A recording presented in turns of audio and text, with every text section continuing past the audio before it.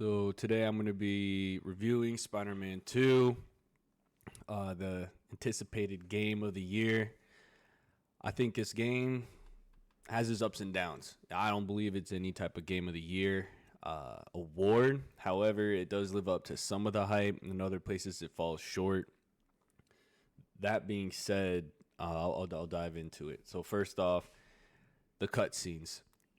The amount of cutscenes in this game is crazy. Don't get me wrong, the graphics are great, and everyone loves like a good cutscene where, a villain or a hero, like Spider-Man just jumps out and does all this cool acrobat stuff. But it's too much talking, too much verbal conversations between every character that you could possibly think of. People that don't matter.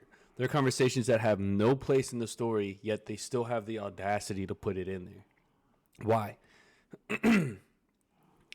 But some of them are really good. Like a good amount of these like cutscenes and cool animations are hands down worthy of being in there.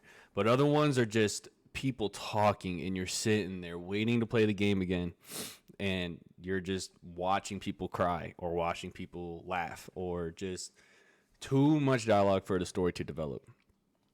Next thing I have to complain about, I'm just going to get all the bad stuff out of the way, but the next thing to complain about is the enemies. Now, I like the ideas. The ideas are there.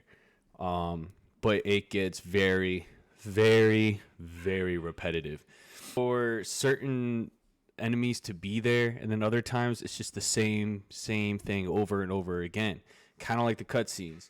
There's just, you're playing the same people and you're just dying to this to just slightly more tough enemy guys. I don't even know how to explain it, but it's okay. Like you have those kind of mini bosses which are pretty cool, but then the mini bosses become regular enemies near the end of the game. Like, it doesn't make sense. If they're mini bosses, they should be their own standalone bosses, not all of a sudden just regular enemies. Like, it doesn't make sense to me. I don't know why they did that, but I guess it's the intro is cool for those enemies, but it's not worth it in the end. Next thing I want to talk about that I think could have been done better, the gadgets and the skill points. I barely touched the skills and gadgets. Now, many people might disagree with me and say, oh, you should probably do that given that it's a part of the game. However, I didn't really feel the need to. There were certain bosses where you're just stuck there because they have 3 health bars, whatever, and you're just stuck. You're not going anywhere because no matter, even if you do upgrade them, which I did try to near the end, you have to do all the city tokens, and I tried to go straight through the campaign, and the gadgets were okay. Like, I didn't really feel a need for them. I think the powers, the separate powers alone are better. So you don't necessarily need a lot of the gadgets, but they do help every now and then. I guess near the end of the game, you'll see. I'm not trying to give out any spoilers, but for the main storyline, it doesn't really. You don't really need it. You might just get stuck with a boss or two. The one of the last things I really have to complain about this game is some of the bosses. The story itself doesn't. It makes sense, and then it doesn't. Like, they kind of just lead up to this big hype, and then you just sit there and you're like, wait, what just happened? And then you get hit with another cutscene. Like, what are we doing? Why are you hyping this guy up? And you see him for 2 seconds, and then he dips, and then you got to make split-second decisions. It seems like you're going to be making the decisions, and then you end up making none, and you're just like, why? I would never do that. That doesn't even make sense. Logically, why? Who in their right mind would do that? But apparently in this game, they make it for you.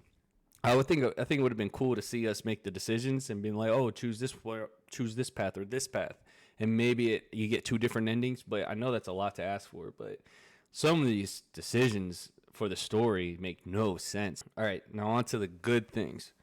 Graphics. Man, these graphics were amazing. I astounded by the amount of detail and work that went into this game.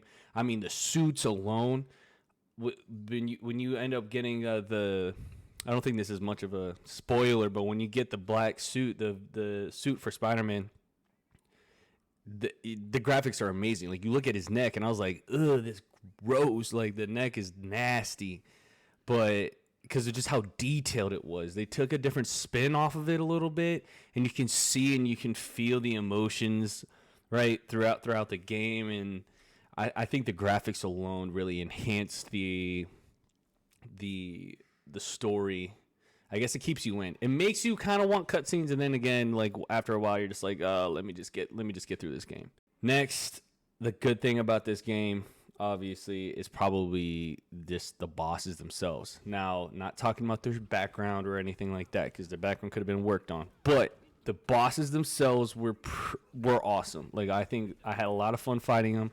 Had some struggles here and there, but it reminds me of any game where you just get frustrated not trying to beat a boss, and then you end up dying like 30 times, but then you get used to it and you start learning their move sets, which I can appreciate a lot, which it doesn't make you just like run through it, because if you did, then why would you even have difficulties? But you start to learn about the different move sets, and it makes it interesting, and certain villains are amazing.